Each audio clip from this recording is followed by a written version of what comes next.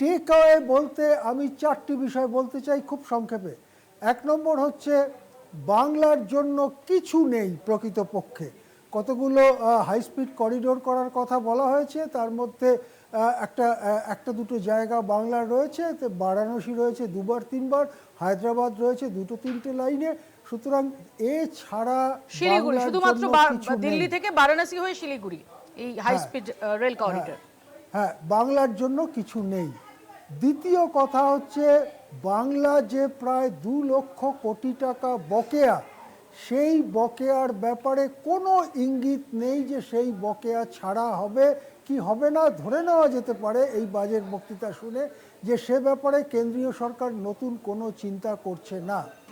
3 নম্বর কথা হচ্ছে আয়করের ক্ষেত্রে, মধ্যবিত্তের আয়করের ক্ষেত্রে যে কতগুলো প্রস্তাব ছিল, যেমন পুরনো ব্যবস্থায় কোনো কোনো সঞ্চয় প্রকল্পে আয়করে ছাড় পাওয়া যেত, যেমন প্রভিডেন্ট ফান্ড বা পিপিএফ এর ক্ষেত্রে, সেরকম ব্যাপারটা নতুন ব্যবস্থায় আনার কিছু পরামর্শ ছিল।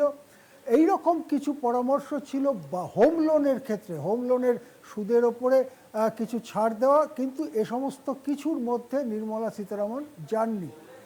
3 নম্বর কথা হচ্ছে যেখানে প্রাইভেট ইনভেস্টমেন্ট অত্যন্ত নিচে, টাকাওয়ালা লোকেরা সোনা কিনছে অথবা শেয়ার কিনছে, বিনিয়োগ করছে না।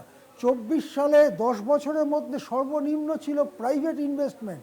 সেখানে সরকারের বিনিয়োগ যতটা বারবার আশা ছিল তা প্রায় কিছুই হলো না। সামান্য বৃদ্ধি দেখানো হয়েছে ক্যাপেক্সে, কিন্তু সেটা খুবই কম।